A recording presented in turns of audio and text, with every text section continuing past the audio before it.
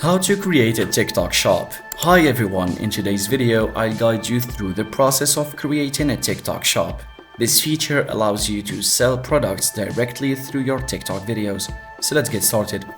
First, make sure you have a TikTok business account.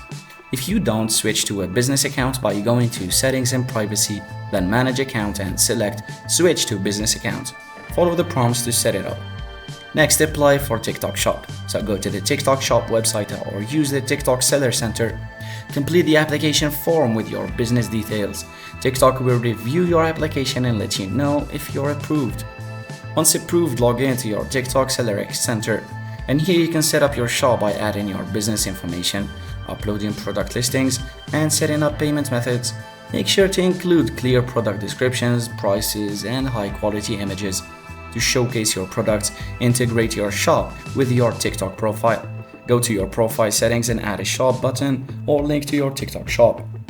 This allows users to view and purchase products directly from your TikTok videos.